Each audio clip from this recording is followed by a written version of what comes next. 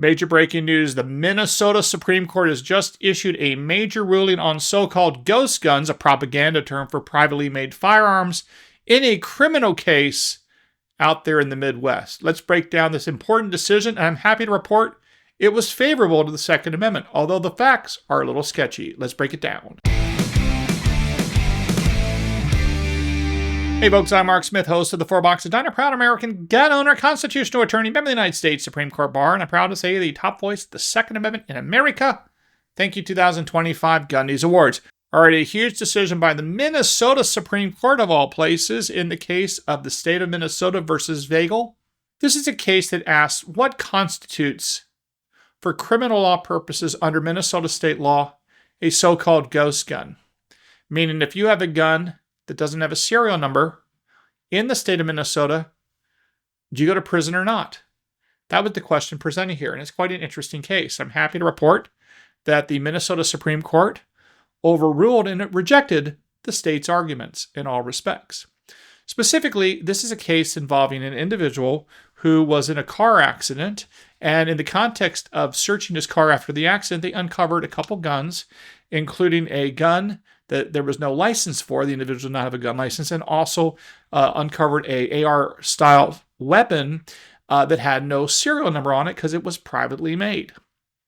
So this gave rise to whether or not this was a crime under Minnesota state law. The Minnesota State Attorney General there, or the relevant district attorney, indicted Mr. Vagel on the grounds that he had a pistol without a license, and also he had a so-called ghost gun with no serial number on it, and allegedly that violated a particular provision of the Minnesota criminal codes.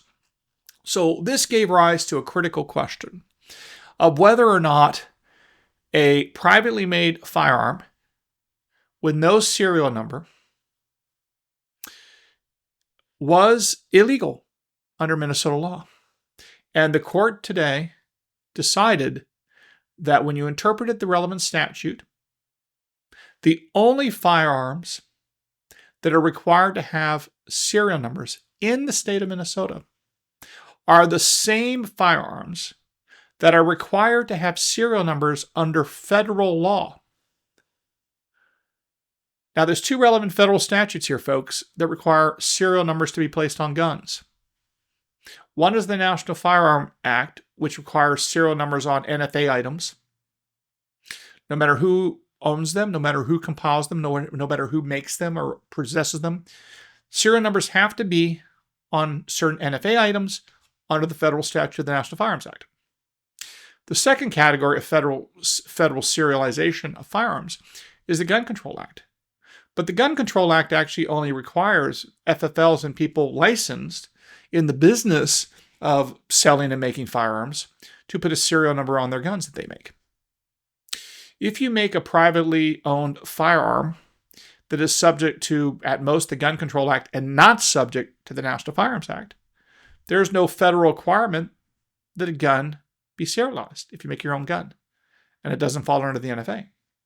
So what happened here was the state of Minnesota got a hold of a 1994 statute that was enacted. And they argued that the way the language of this 1994 statute was written said that any firearm in the state of Minnesota that did not have a serial number that you possessed, you get to go to prison for. And the Minnesota Supreme Court said, no way, no how, not allowed. You are misinterpreting the statute from 1994 in the name of gun control, and that's verboten.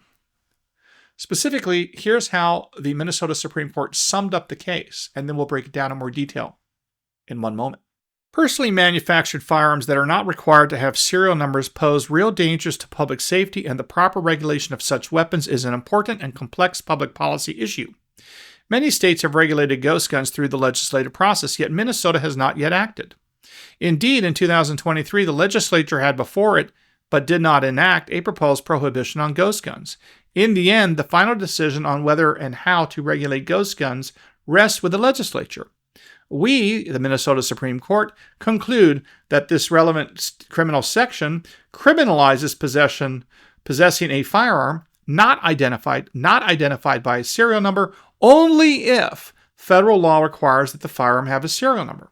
The firearm Vagel possessed is not such a firearm. We therefore reverse the Court of Appeals and remand to the district court. So that was the decision. The decision said that only firearms in the state of Minnesota that are required to be serialized by federal law can be subject to a prosecution for the illegal possession of such weapons under Minnesota state law. Because in 1994, when the state law was enacted, it was specifically designed to allow state prosecutors, state district attorneys in Minnesota to enforce federal gun laws to the extent that someone in Minnesota had a gun without a serial number that was required to be serialized under either the National Firearms Act or the relevant provisions of the Gun Control Act. And in this case, Mr. Vagel had a privately owned firearm that he privately made. He was not an FFL and thus did not have to serialize the gun under the Gun Control Act. And this particular weapon was not an NFA item. So he did not have to have a serial number on this gun. Now, what's interesting is the way the state of Minnesota tried to manipulate the statutory language in a way to take away rights. This is typical of a lot of these anti-gun prosecutors, in my view. But let's take a look at the statute and see why this argument by the state of Minnesota was so absurd that the Minnesota Supreme Court had to spank them and slap them down. Here's what the statute says. And let's look at why it's obviously wrong what Minnesota was arguing and why the Minnesota Supreme Court ruled the way I would have ruled. Here's the statute. Whoever commits any of the following acts may be sentenced to imprisonment for not more than 5 years or to payment of a fine of not more than $10,000 or both. Number 1, he who obliterates, removes, changes, or alters the serial number or other identification of a firearm. 2, he who receives or possesses a firearm, the serial number or other identification of which has been obliterated, removed, changed, or altered. Or 3, he who receives or possesses a firearm that is not identified by a serial number. And then goes on to say, listen carefully, folks. As used in this section, serial number or other identification means the serial number and other information required under the U.S. Code Title 26, Section 5842 for the identification of firearms. Now, if you look at that language, what happened before 1994 was that there were a whole host of people in Minnesota, by the way, who possessed firearms that never had serial numbers from World War II and all these antiques and all these curios and whatnot. And it came up in the debate over this particular law, whether or not those people who possessed firearms that did not have serial numbers on them, would they be going to prison under the statute? And the sponsor of the bill specifically says, no, this is only dealing with those guns that have to be serialized with a serial number under federal law, not anyone else. Specifically, this is what the court had to say about that legislative testimony and why that factored into the decision that Mr. Vagel here could not be charged with possessing an unserialized privately made firearm. Clues gleaned from the section's legislative history tell us that the legislature did not intend to criminalize possession of firearms that did not require serial numbers under federal law. In a Minnesota House Judiciary Committee hearing, the author of this bill proposing this section explained that its purpose was to give state authorities the power to criminally enforce federal laws on firearm serial numbers and other identification.